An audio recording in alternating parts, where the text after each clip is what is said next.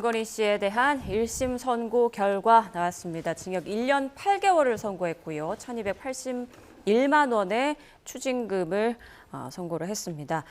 세 가지 혐의였죠. 도이치모터스 주가 조작, 자본시장법 위반 무죄, 그리고 명태균 게이트 정치자금법 위반 역시 무죄를 선고했고요. 마지막 건진법사 전성배 씨를 통한 통일교 청탁 의혹, 그러니까 알선수재 부분에서만 유죄를 선고하면서 징역 1년 8개월을 선고했습니다. 앞서 특검에서는 모두 합쳐 징역 15년에 벌금 20억 원, 추징금 거의 10억 원에 달하는 추징금을 구형을 했었는데요. 1심 재판부는 징역 1년 8개월을 선고했습니다. 네, 이제 김건희 씨 재판 1심 선고가 조금 전에 이렇게 내려졌습니다. 첫 부분에서는 수갑 등을 풀고 불구속 상태로 이제 촬영을 한다라고 말하면서 이어서 계속 공소 사실을 설명을 하기도 했는데요. 자, 다시 한번 전해드리면 김건희 씨 1심 재판에서 징역은 1년 8개월이 선고가 됐고 1,281만 원의 추징금이 선고가 됐습니다. 네, 손정혜 변호사님도 함께 하겠습니다. 자, 세 가지 혐의 가운데 두 가지가 무죄가 나왔습니다. 예상하셨습니까? 일단 예상하기 어려운 상황이라고 볼 수 있을 것 같고요. 특검에서 아주 의지를 가지고 기소했던 사건인데 어떻게 보면 대부분 혐의에 대해서 무죄 판결이 있었고 일부 유죄가 나왔고 특히 구형량에 비해서 8분의 1 이상이 감액된 선고형이 나왔다는 부분에 있어서는 이 특검 수사와 관련한 결론이 상대적으로 좀 미약하다라고 평가할 여지가 있을 것 같고요.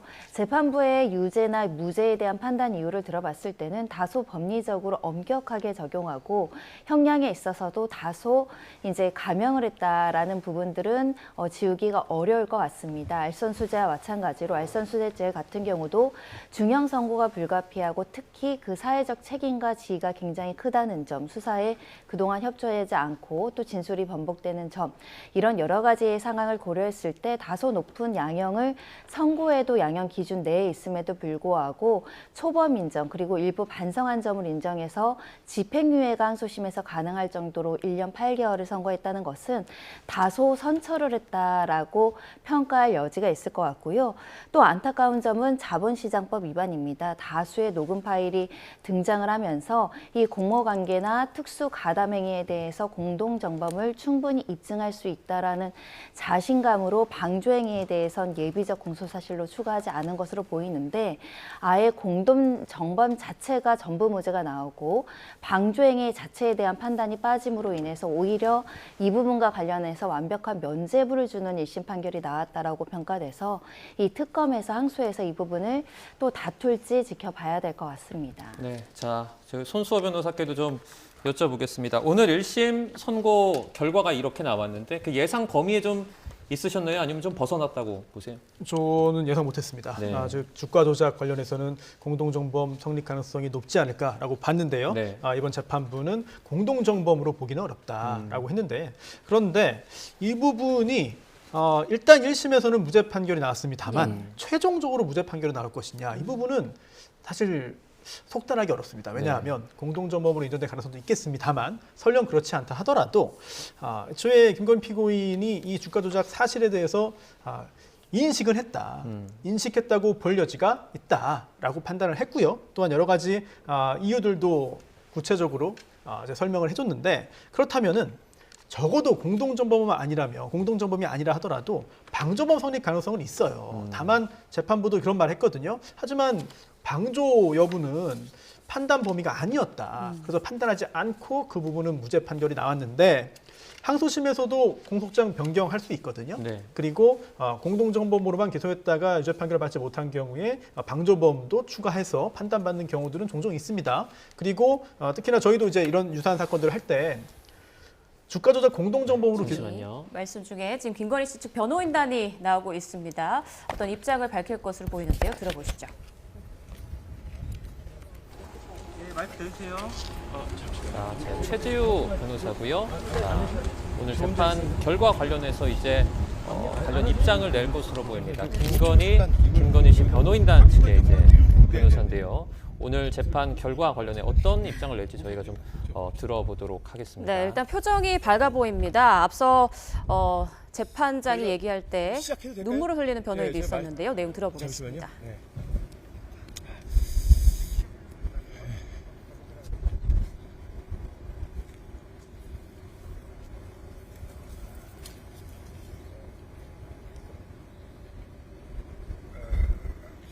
시작이 아니라 제가 말씀드리면 저희가 뭐 따로 준비해온 입장문은 없습니다. 따로 준비해온 입장문은 없고 저희가 결과를 알지 못하는 상태였기 때문에 일단 뭐 지금 저희가 간단하게 먼저 말씀을 드리면 일단 뭐 지금 굉장히 재판부도 부담스러우셨을 겁니다. 이게 정치적 압박도 있었을 거고 그다음에 뭐 여론도 그랬었고 그런데 오로지 법과 양심에 따라 독립하여 재판을 해주신 재판부한테 깊은 감사의 말씀을 먼저 드립니다. 다만 뭐 알선수재죄 형이 조금 다소 높게 나왔지만 그것은 저희가 나중에 뭐 항소나 이런 부분을 검토해 갖고 뭐 어떻게 할지 한번 결정해 보겠습니다. 그리고 지금 사실 특검은 약간 정치적 수사였습니다. 그래서 이번 판결 결과가 정치 권력이 수사에 개입하면 어떠한 결과를 초래하는지 이런 부분을 갖다가 잘 보여준 것이라고 생각을 합니다. 그리고 특검에서는 그 당시에 굉장히 많은 강압 수사 또 위법 수사가 있었는데 이제는 그 특검이 뭐 그러한 위법 수사에서 대해서 책임을 져야 될 시간이라고 생각을 합니다. 그리고 이재명 대통령께서 법원에서 무죄 판결을 하면 검찰이 잘못 기소를 한 것이지 왜 항소를 해서 다투냐라고 말씀을 하신 적이 있습니다. 이 말씀이 특정한 계층에만 해당하는 말씀이 아니고 모든 국민에게 뭐 공정하게 적용이 됐으면 좋겠습니다. 그래서 저희는 지금 무죄가 난 부분에 대해서는 특검에서도 조속히 항소 포기를 해야 되지 않나 이런 생각을 합니다. 네. 지금 현재 특검 구형량과 선고 결과의 차이가 크지 않습니까? 어떻게 생각하십니까? 사실은 뭐 지금 선고 구형량이 사실은 정치적 목적에 의해서 대단히 과장돼 있었습니다. 예를 들어서 지금 알선수재죄 같은 경우에는 그러니까 변호사법 위반죄랑 알선수재죄 같은 경우 양형기준표상 양형기준이 마련되어 있고요. 그다음에 자본시장법 위반 같은 경우에도 양형기준이 마련되어 있습니다. 그런데 이게 국민들한테 나쁘게 인식이 되게 하기 위해서 너무 과도하게 구형을 한 것이고 그리고 대부분의 죄가 무죄가 선고됐기 때문에 지금 오히려 저희가 판단했을 때는 다소 이제 그 피고인이 영부인의 지위였기 때문에 좀 다소 높은 형량이 선고되지 않았나 다른 사건에 비해서 그렇게 생각을 합니다. 네. 그럼 두 가지 네, 김건희 씨 측 변호인단 최지우 변호사의 입장 들어봤습니다. 일단 법과 양심에 따라 판단한 재판부에 감사의 말씀을 드린다면서도 알선수재와 관련해서 형이 다소 높게 나온 부분에 대해서는 항소 여부를 검토하겠다라고 말을 했습니다. 네. 자, 앞서 그 재판장이, 그러니까 우인성 부장판사가 무죄 취지의 판결을 이야기할 때 김건희 씨 측 유정화 변호인이 눈물을 흘리는 모습도 포착이 됐는데 김영수 기자, 그 법정 안에서의 분위기 혹시 뭐 김건희 씨의 반응이라든지 뭐 좀 전해진 내용이 있습니까? 김건희 씨 같은 경우는 마스크를 쓰고 있었고 보통 이제 형사 법정에 나오면 좀 고개를 많이 숙이고 있어요. 그래서 표정을 좀 취재진도 잘 보기가 어렵고요. 앞서 말씀하신 것처럼 변호인 중에 한 명인 유정화 변호사는 손수건을 꺼내서 좀 이렇게 얼굴을 닦는 모습이 수차례 확인이 됐다고 합니다. 앞서 보신 최지우 변호사 같은 경우도 본인들이 주장하는 것이 상당 부분 받아들여졌기 때문에 저런 이야기를 하는 것 같고요. 선고 내용을 간략하게 한번 정리를 해드리는 게 좋을 것 같습니다. 네. 일단 김건희 씨가 재판에 넘겨졌던 게 세 가지 혐의죠. 주가 조작, 그리고 알선수재, 정치자금법 위반 혐의입니다. 변호사님들도 설명해 주셨지만 그 주가 조작 같은 경우에는 시세 조종을 한다는 사실을 인지했을 상황들, 정황들이 보이긴 하지만 공범으로까지는 볼 수 없다라고 해서 무죄를 선고했습니다. 이건 시세 조종이 있었다고 판단한 구간 그리고 공소시효가 지나지 않은 구간에 대한 판단이었습니다. 김건희 씨가 시세 조종을 알았다라고 볼 만한 여지가 없지는 않지만 공범까지 보기는 힘들다라는 게 재판부의 판단이고요. 두 번째로 정치자금법 위반 같은 경우는 이건 사실 변호인 측의 주장이 그냥 다 받아들여진 것 같습니다. 명태균 씨가 그냥 준 건데 명태균 씨가 준 게 또 꼭 윤석열 전 대통령을 위한 것만도 아니었고 그걸 홍보성 으로 봐야 한다라는 게 재판부의 판단이었던 것 같고요. 그리고 알선수재 혐의 같은 경우 통일교로부터 금품을 받은 혐의인데 금품이 총 크게 세 가지지 않습니까? 이 재판에서 다루는 게 샤넬백 2개 그리고 6천만 원짜리 목걸이인데 첫 번째 건넸던 샤넬백 같은 경우는 대가성이 없다, 청탁이 없었다라고 판단해서 무죄로 봤고요. 두 번째 건넨 샤넬백 그리고 그라프 목걸이까지는 혐의가 인정된다고 봤습니다. 건진 법사가 이 재판 과정에서 진술을 뒤집으면서 이 세 가지 물품을 김건희 씨에게 건넸다라고 증언을 했었죠. 근데 김건희 씨는 가방 2개만 받았다라고 했었고요. 다만 재판부가 건진 법사의 증언에 신빙성이 있다라고 판단해서 목걸이까지 받은 걸로 일단 판결을 내렸습니다. 저희 취재진도 확인을 해보고 있는데 김건희 씨가 앞서 보석을 청구했었어요. 예. 신문도 했고요. 근데 네. 오늘 재판 과정에서도 언급이 없었고 저희가 사건 기록을 봤는데 그거에 대한 판단 아직 안 나온 것 같습니다. 그것도 좀 지켜보긴 해야 될 것 같습니다. 네, 지금 1심에서 어쨌든 일부 유죄가 선고되면서 징역 1년 8개월 형이 내려졌는데 조금 전에 김영수 기자가 말해줬지만 이 보석이 진행이 이제 되고 만약에 거기서 이제 뭐 판단이 이제 다르게 나온다면 구속 상태도 좀 달라질 가능성도 있는 거죠. 일단 실형 1년 8개월은 유효하게 실형을 복역을 해야 되기 때문에 특별히 변경의 요소가 없지만 만약에 보석 청구가 받아들여진다고 한다면 석방돼서 항소심 재판을 불구속 상태로 받을 가능성이 있습니다. 네. 보석 청구와 관련해서는 검찰 측, 특검 측에서는 당연히 증거인멸 가능성이 있다. 그리고 항소에서 다툴 것이고 새로운 증거나 새로운 증인들에 대한 신문이 예정되어 있는데 불구속 상태라고 한다면 상당 부분 관련자들에 대한 접촉이 가능할 수 있다라는 점을 지적하지 않을까 생각이 들고요. 이 김건희 여사 측에서는 건강상의 이유를 강력하게 주장할 가능성이 있는데 결국 보석 신문은 비공개로 진행되는 것이 원칙이기 때문에 진행한다라고 했을 때 다른 기일을 정해서 비공개로 재판을 해서 결정하지 않을까 생각이 들고 1년 8개월형이라는 형량은 법조계에서는 집행유예가 가능하고 또 지금 복역한 기간이 좀 늘어가고 있기 때문에 또 가석방도 가능하고 물론 확정이 돼야 그 다음에 발생하는 일이겠지만 그만큼 많이 선처를 받은 양형입니다. 실질적으로 수천만 원대의 어떤 금품을 받은 알선수재 같은 경우에 징역 1년 8개월이 선고되는 양형 기준 내에는 있지만 또 대통령 영부인이라는 어떤 신분과 우리 사회에 미쳤던 굉장히 큰 파급 효과를 감안하고 또 공직사회에 주는 경각심을 고려했을 때는 이 특가법상 최대 5년 이하의 징역형에 처해지도록 되어 있기 때문에 3년에서 5년형을 선택할 여지도 있었지만 그렇지 않았다는 점에 있어서는 특검 측에서 양형부당으로 항소심에서 주장할 가능성이 매우 높은 사건인 만큼 불구속 상태에서 재판을 받을지 아니면 여전히 실형이 선고됐기 때문에 구속돼서 항소심이 진행될지는 봐야 될 것 같고요. 이 사건 1심 선고만이 아니라 다른 사건도 지금 진행되고 있습니다. 다른 수사도 진행되고 있기 때문에 실질적으로 다른 수사기관의 의견을 통해서 증거인멸 가능성 때문에 보석을 해줄지는 굉장히 엄격하게 들여다보지 않을까 예상하고 있습니다. 네, 자 그러면 김건희 씨에 대한 1심 선고 오인성 부장판사의 판단 다시 한번 들어보겠습니다. 피고인은 자신의 지위를 영리추구의 수단으로 오용하였습니다. 윤영호가 전성배를 통해 피고인에게 한 청탁은 금품을 결부시키지 아니하고도 입안이 검토될 수 있는 성질의 것들로 보입니다. 그럼에도 피고인은 이러한 청탁과 결부되어 공여된 고가의 사치품을 뿌리치지 못하고 수수한 다음 이를 가지고 자신을 치장하는 데 급급하였습니다. 거미불로 화이불치라는 말처럼 굳이 값비싼 재물을 두르지 않더라도 검소하게 품위를 유지할 수 있습니다. 또한 피고인은 금품의 수수 관련하여 금품의 전달에 관여한 주변인들에게 허위 진술을 지시하기도 하였습니다. 이러한 점들은 불리한 양형사유로 고려합니다. 다만 위와 같은 금품의 수수를 피고인이 먼저 요구한 바는 없습니다. 피고인이 윤영호의 청탁을 배우자인 대통령에게 전달하여 그 청탁을 실현시키려고 하였다는 정황은 발견되지 아니합니다.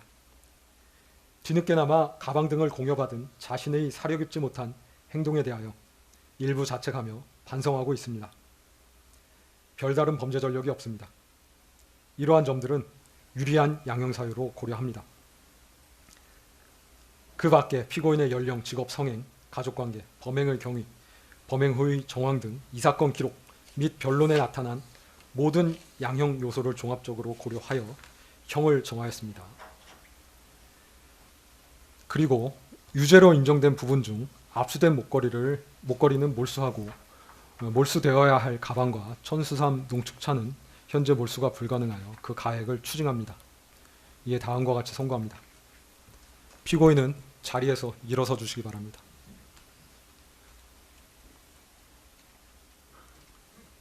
주문. 피고인을 징역 1년 8월에 처한다. 압수된 그라프 목걸이 1개를 몰수한다. 피고인으로부터 1281만 5천 원을 추징한다. 위 추징금에 상당한 금액의 간합을 명한다. 자본시장과 금융투자업에 관한 법률 위반의 점, 정치자금법 위반의 점, 2022년 4월 7일경 특정범죄 가중처벌 등에 관한 법률 위반, 알선 수재의 점은 각 무죄.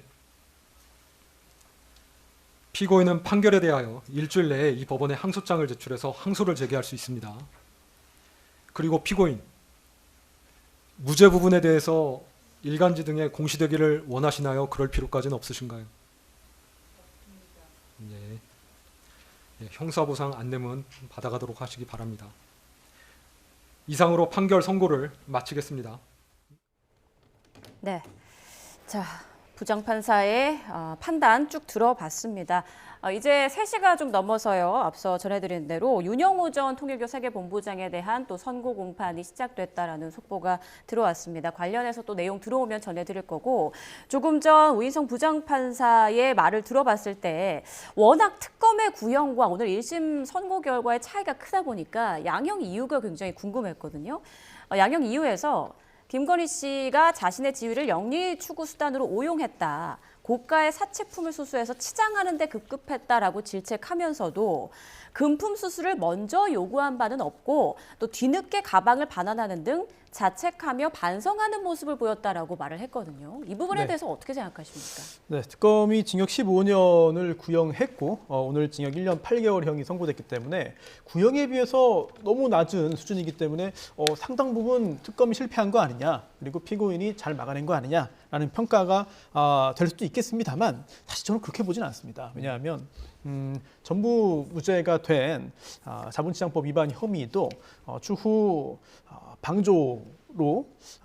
방조도 추가해서 공소장 변경 허가 신청을 해서 받아내서 절차가 진행될 것으로 예상이 되고요. 네. 그렇다면 공동정범이 아니더라도 방조 인정 가능성이 매우 높지 않겠느냐. 적어도 네. 보통 이런 주가 조작으로 공동정범 기소되면은 방조범으로 인정받기 위해서 변호를 하는 경우들이 많거든요. 네. 실제로 실무에서도. 그리고 또 좀 전에 그 앵커께서 지적하신 그 양형의 이유들 있잖아요. 이거 역시 굉장히 준엄한 꾸짖음입니다. 우리가 15년 구형했는데 1년 8개월 나왔으니까 뭐 선처된 거다 또는 뭐 전부 다 벗어난 거다라고 하기는 좀 어려워요. 그 문장 하나하나 표현 하나하나가 대단히 뼈아픈 지적들입니다. 즉 대통령에게는 헌법상 광범위한 권한이 부여되지만 영부인에게는 그렇지 않다. 하지만 그럼에도 불구하고 지대한 영향을 미칠 수 있고 또한 상징적인 존재인데 그런 존재에게 요구되는 높은 청렴성을 저버렸다라고 하고 있습니다. 또한 이제 부패라는 표현도 등장을 했고요. 또 지위를 영리 추구 수단으로 쓰면 안 되는데 지금 김건희 피고인은 자신의 지위를, 영부인으로서의 지위를 영리 추구 수단으로 오용했다라고 지적을 했습니다.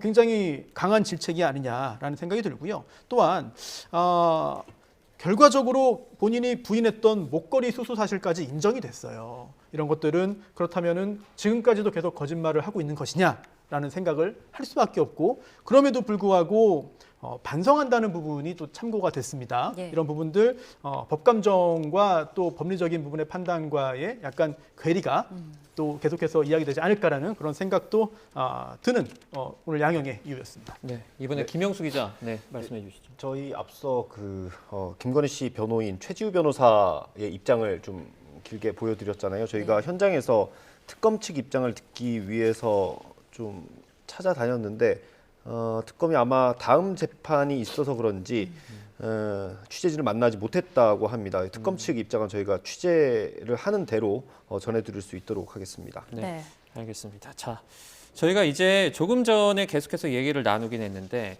자, 손수호 변호사가 이런 말씀 해주셨어요. 방조 혐의를 통해서 나중에 있을 수 있는 그 재판에서는 조금 더 형량이 더 나올 수도 있을 것 같다 이렇게 말씀을 해주셨는데 그러면 애초에 그 방조 혐의로 그 기소를 하지 않은 특검 측에서 조금 전략적으로 좀 부족하지 않았나라는 비판도 받을 수 있을 것 같거든요. 특검이 지나치게 자신감을 가지고 주의적 예비적으로 공소사실을 구성하지 않고 당연히 공동가공의 의사와 기능적 행위 지배로서 공동정범으로 볼 수 있는 충분한 증거가 있다라고 공동정범으로 기소했으나 재판부는 결국은 증거가 부족하다. 그러니까 시세 조정하는 세력임을 알고 거기에 편승해서 나도 이익을 받기 위해서 관여하는 의사까지는 있었으나 이 일당과 주가 조작 세력과 구체적으로 어떤 행위를 했는가 그에 대한 증거가 부족하기 때문에 무죄라는 것이 요지거든요. 이 부분에 대한 실책이 있었던 것 같습니다. 실제로 이 도이치모터스 주가 조작 사건을 보면 전주로 몰리는 모 씨 같은 경우는 방조죄로 유죄의 판단을 받았거든요. 그 사람도 구조적으로는 전주로서 가담하고 이 사람들이 시세 조정을 한다는 거 알고 이 통장을 제공하고 돈을 제공한 사람이었거든요. 그렇다고 한다면 혹여라도 공동정범으로 보지 못해서 증거가 불충분해서 무죄가 나올 것을 대비해서 방조범으로 판단을 받았어야 됨에도 불구하고 지나친 자신감이 전부 무죄를 불러일으켰다라는 점이 뼈아플 것 같고요. 항소심에서 공소장에 대한 변경 허가 신청을 할 수 있습니다.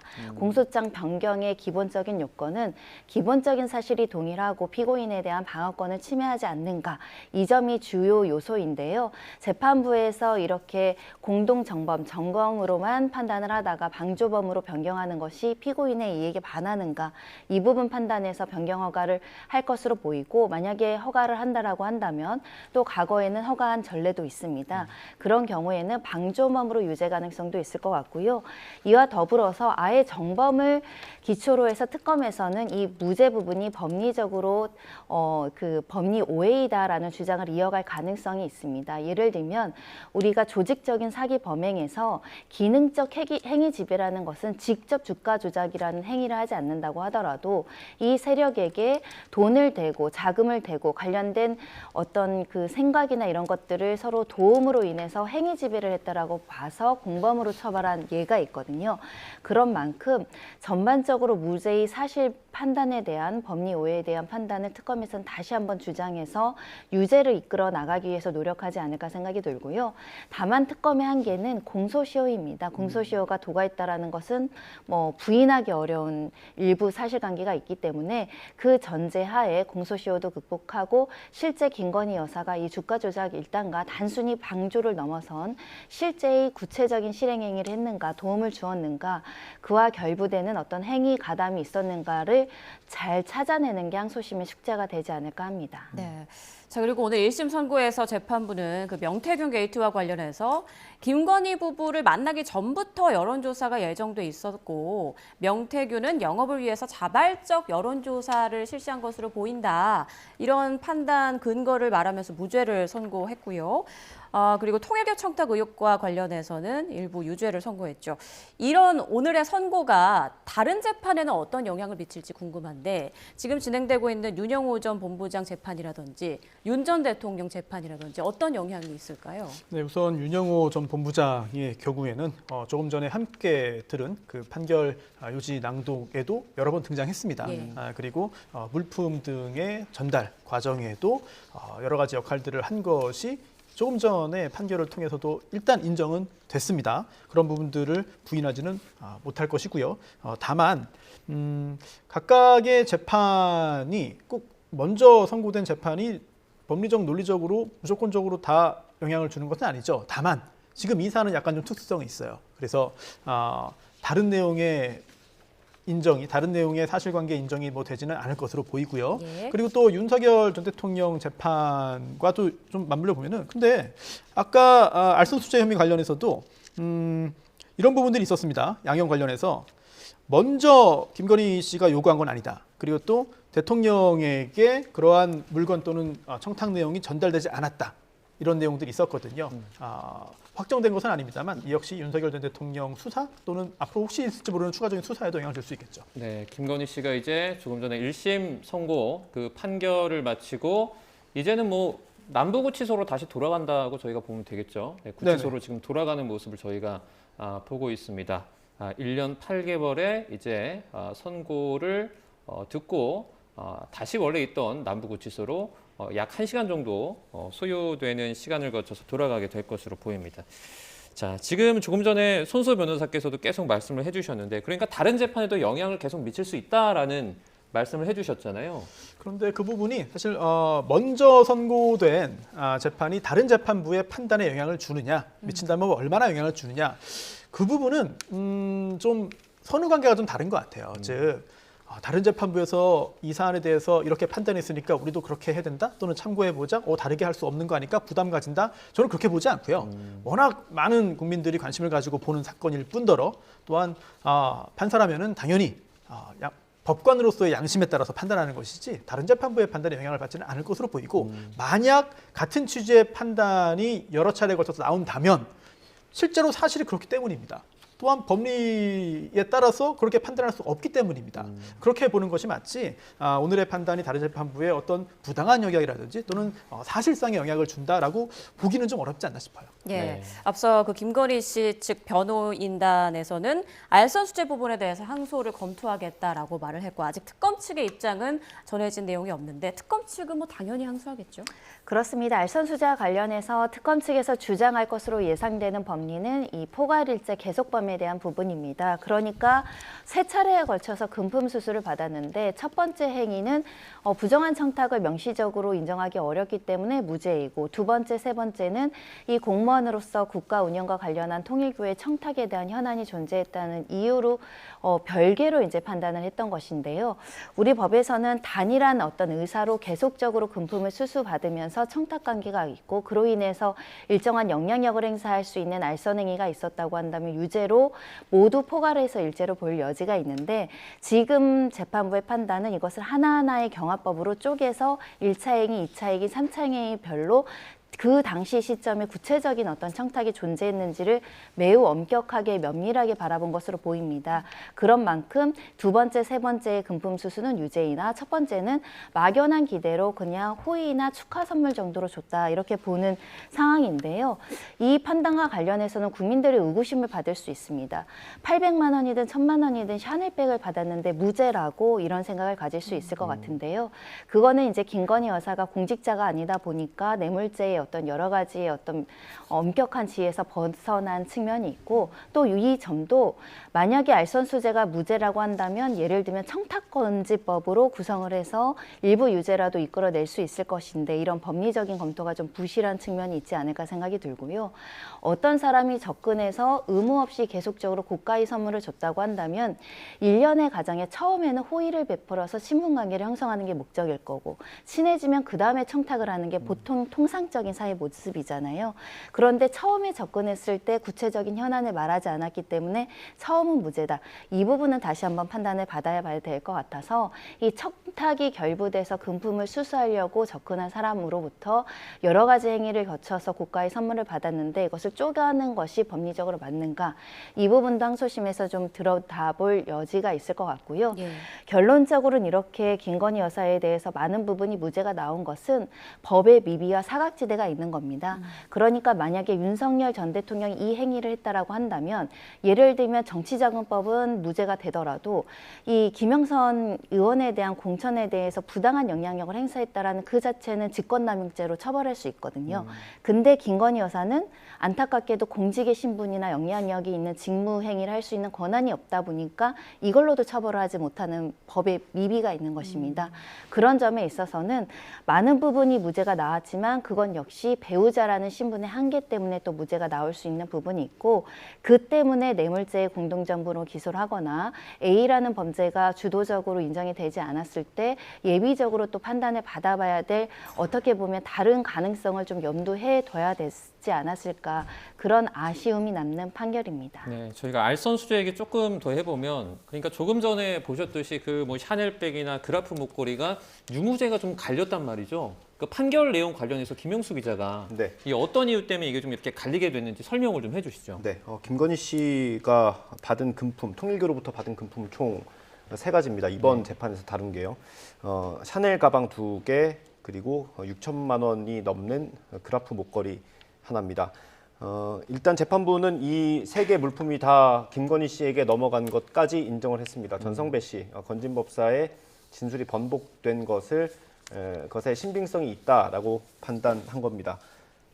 지금 윤영호 전 본부장의 재판이 진행되고 있는데 네네. 선고 결과가 나왔습니다. 네.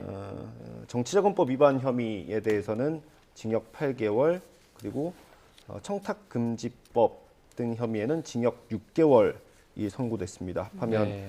1년 4개월이죠. 1년 2개월이죠. 네, 이렇게 1년 2개월이 선고가 됐습니다. 그러니까 윤영호 전 본부장 재판에서도 그 청탁금지법이 김건희 씨에게 금품을 건넸다라는 혐의거든요. 이것도 예. 인정이 된 거고요. 권성동 의원에게 1억 원을 건넨 정치자금법 위반 혐의까지 인정이 됐습니다. 네, 조금 전에 이제 김영수 기자가 윤영호 전 세계 본부장 관련한 재판 소식을 또 전해줬는데요. 저희가 이제 앞서 뭐 구형됐던 그 형량과 비교를 했을 때 조금 전에 나온 이 수준의 어떤 선고 같은 경우에는 좀 예상을 하셨습니까? 아니면 좀 다르게 나오셨어요? 특검이 징역 4년을 구형했죠. 예. 4년 구형했고 지금 나온 선고형은 징역 1년 2개월인데 구형은 사실 특검의 의견으로 보는 게 맞습니다. 네. 네, 그 정도고 너무 과한 의미를 부여할 필요는 없다라는 생각이 들고요.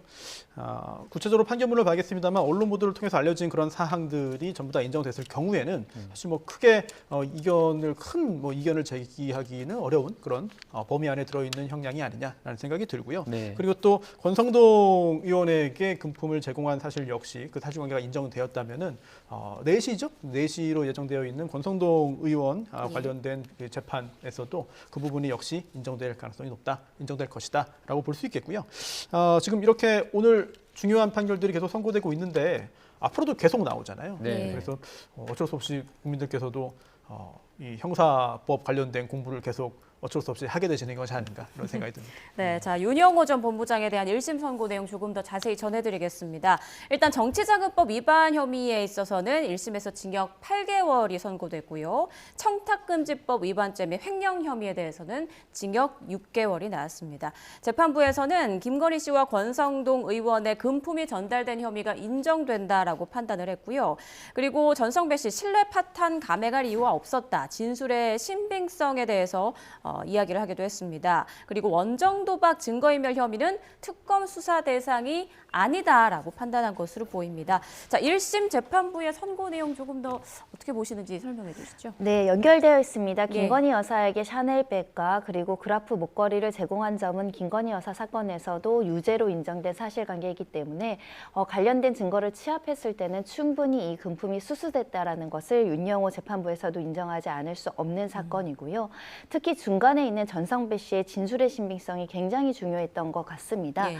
명시적으로 그렇게까지 해서 신뢰관계를 파탄했다라고 보기가 어렵다. 그러니까 소위 말하는 배달 사고 가능성을 김건희 여사 측에서 주장을 했으나 실제 윤영호 씨는 그 목걸이를 줬고 전성배 씨가 전달을 했을 가능성에 대한 신빙성이 매우 높다라고 평가함으로 인해서 전성배 씨가 처음에는 내가 전달하지 않았고 잃어버렸다라는 취지의 주장들도 해왔는데 진술이 번복된 경위를 비춰봤을 때 그 당시 전성배 씨는 오랜 관계를 유지하기 위해서 양쪽의 어떤 다리 역할을 했고 실제로 금품을 제대로 전달해 왔는데 딱 목걸이만 받았으면서도 그 배달 사고로 냈을 가능성보다는 실제로 건넸을 가능성이 매우 높기 때문에 김건희 여사 진술보다는 이 윤영호 씨나 전성배 씨 진술의 신빙성이 높고 그렇다고 한다면 윤영호 씨가 실제 정치자금법과 청탁금지법을 위반해서 금품을 김건희 여사한테 준 것은 맞다라는 이제 연결되어 있는 판단이라고 보일 것 같고요. 예. 이 세 가지 샤넬백 2번 그리고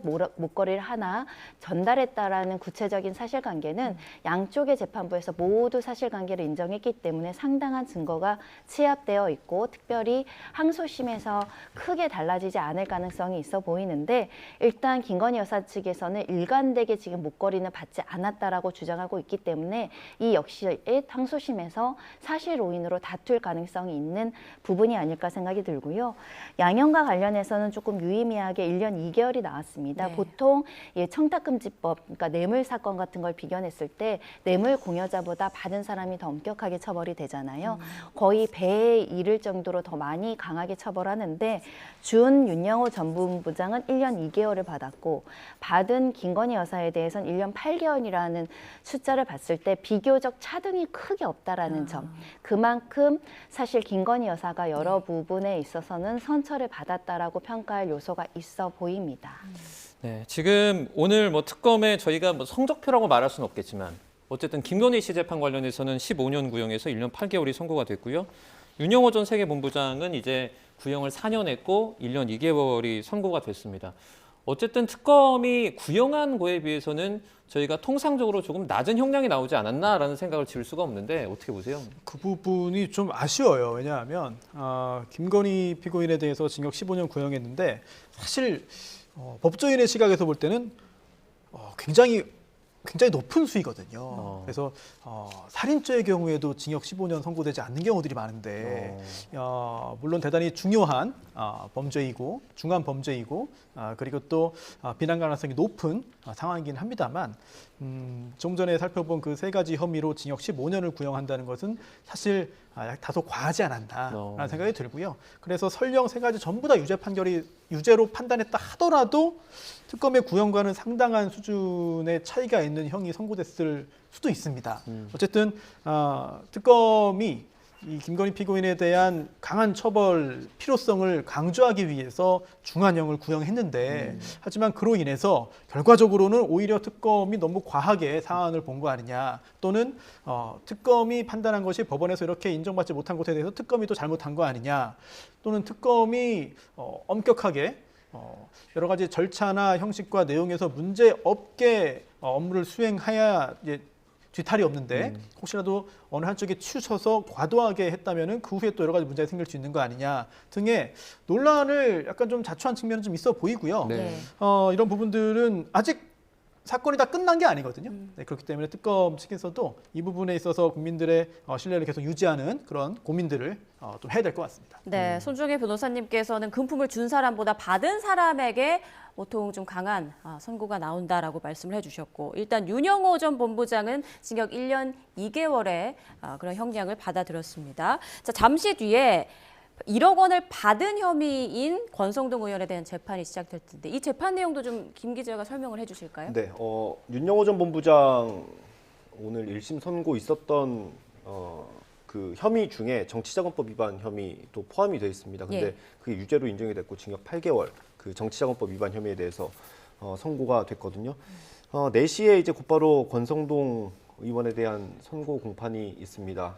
윤영호 전 본부장에게 현금으로 1억 원을 받은 혐의인데 이것도 재판부가 같습니다. 또 같은 재판부가 심리를 했고 오늘 또 선고를 하기 때문에 비슷한 취지로 나오지 않을까 그렇게 예상을 해볼 수 있을 것 같습니다. 네.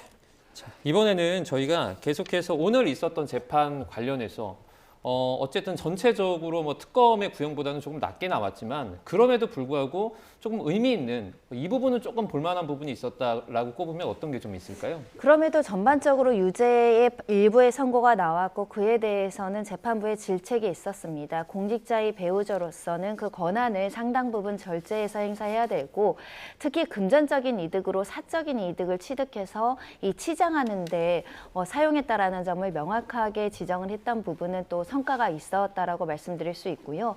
처음에는 이 통일교와 관련해서 금품 수수를 전혀 받지 않았다. 샤넬백도 받지 않았고 목걸이도 받지 않았다라고 시작했던 수사이지만 수사 과정에서 이 샤넬뿐만 아니라 목걸이의 현물이 현출이 되고 관련자들의 심경의 변화를 일으켜서 일부 자백하는 내용들이 쏟아져 나옴으로 인해서 이 대통령의 배우자가 실제로 금품을 받았다라는 부정부패 비리 수사가 확인됐다는 데 모종의 의미가 있었던 사안이 아닐까 생각이 들고요.